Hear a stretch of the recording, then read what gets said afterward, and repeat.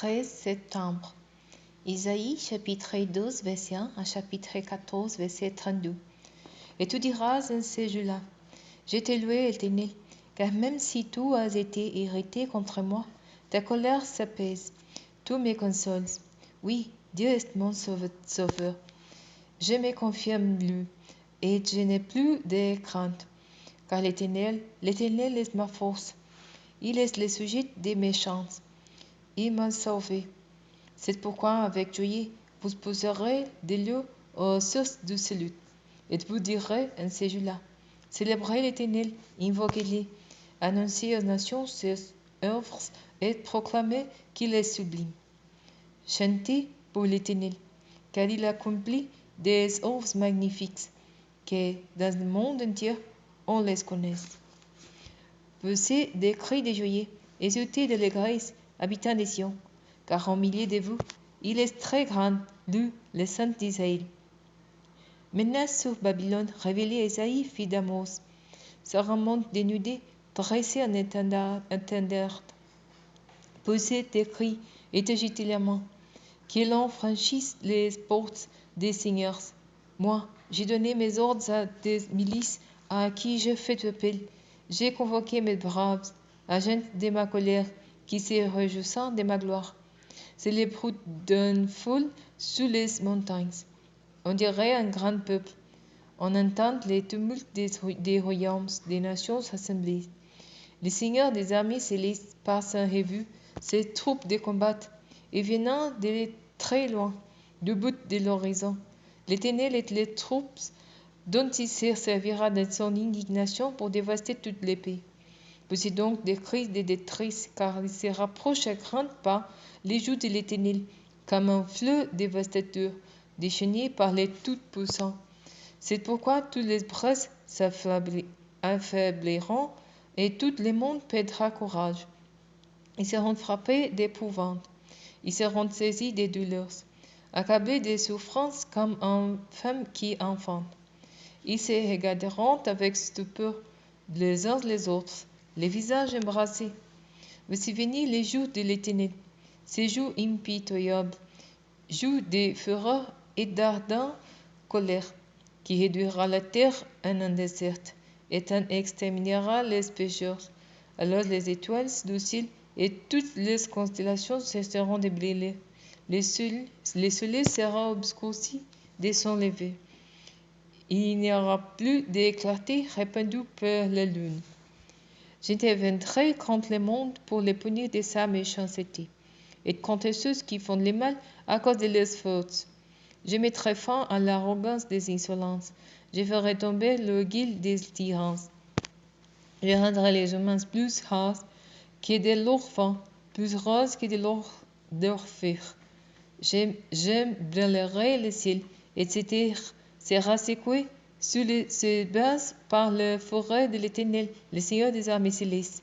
Au jour où il déchaînera son ardente colère, les gens seront, à ce jour-là, pareils à des gazelles qui l'ont poursuit, ou comme des brebis perdues. Chacun s'en retournera chez les siens, chacun fera vers son pays. Tous ceux qui l'on rencontrera seront passés des flèches, et tous ceux qui l'on saisira tomberont par l'épée. Leurs petits enfants seront écrasés sous leurs regards. Leurs maisons seront mises en sac et leurs femmes violées. Car je vais susciter contre les Mèdes qui ne font pas cas de l'argent et qui font fi de l'or. Avec les orques, ils abattront les jeunes gens. Ils n'épargneront pas les nouveaux-nés et seront sans pitié pour les enfants.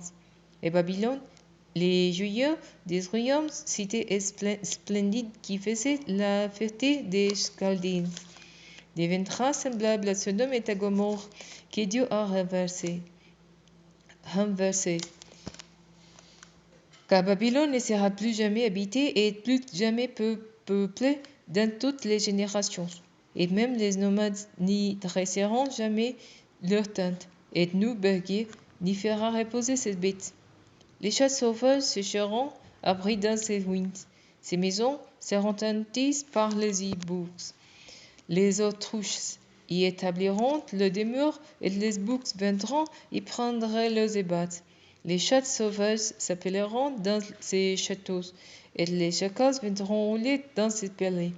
Son heure rapproche, et ces jours ne seront pas prolongés. Mais l'Éternel aura compassion de Jacob et de nouveau, il fixera son jeu sur Israël. Il établira ses enfants dans leur propre pays, et des étrangers se joindront au peuple de Jacob, ils seront élus. Des peuples viendront les chercher et les conduiront chez eux. Le peuple d'Israël prendra ses gens pour serviteurs et pour servantes dans le pays de l'Éternel. Ils retireront captifs ceux qui les auront capturés, et ils domineront ceux qui les auront opprimés. Au jour où l'Éternel t'aura accordé du repos après ta peine et ton tourment, et après les doux esclavages auxquels on t'aura servi, tu chanteras ces chants pour te moquer du roi de Babylone. Oui, tu diras, comment est-ce possible? L'oppresseur n'est plus là. Fini la tyrannie. L'Éternel a brisé les bâtons des méchants, les sept des despotes. C'est lui qui, dans sa rage, frappait les peuples par des coupes sans relâche et qui, dans sa colère, opprimait les nations. Maintenant, à son tour, est poursuivi sans trêve. Toute la terre est en repos. Elle est tranquille, et des cris d'allégresse retentissant partout. Les cyprès même sont aux roses de sa chute, et les cèdres du Liban disant, depuis que tout est effondré, les bûcherons ne viennent pour nous abattre. Le monde de ces jours, des morts en bas, est un émoi à ton sujet pour ta colère à ta venue. Pour toi, on révèle les ombres et tous les princes de la terre. On a fait lever le trône tous les rois des nations. Tous, ils s'adressant à toi en te disant, toi aussi, tu es maintenant sans force comme nous. Te voilà donc semblable à nous. De néguer les précipités dans le séjour des morts, ainsi que les sons de tes luttes. Les vers sont maintenant ta couche, la vermine ta couverture. Comme était-tu tombé du ciel, astre brillant, fils de l'aurore, toi qui t'es rasé d'auprès d'autres peuples, comment est-ce possible que tu aies été abattu à terre? Tu disais en ton cœur, je monterai au ciel, j'élèverai mon trône bien au-dessus des étoiles divines. Je siégerai un roi sur la montagne de l'assemblée des dieux, aux confins de septentrion. Je monterai au sommet des nuages, je serai semblable au Très-Haut. Mais te voilà précipité dans le séjour des morts, dans les profondeurs de l'abîme. Ceux qui te voyant arrêtant, leur regardent sous toi, ils se demandant, et c'est bien là cet homme qui ébranlait la terre et qui terrifiait les royaumes, qui changeait le monde en désert, qui détruisait les villes, et qui ne relâchait jamais cette prisonnière. Tous les rois des nations, oui, tous sans exception, ont cette honneur de reposer chacun dans son caveau. Mais toi, loin de ta tombe, tu as été jeté comme un avorton qu'on méprise, au milieu des victimes transpercées par l'épée, qu'on a précipité dans la fosse de pierre, dont on piétine les cadavres. Tu ne seras jamais réunion qu'ils dans les tombeaux, car tu as ruiné ton pays, et tu as fait périr ton peuple. Leur race criminelle sera oubliée à jamais.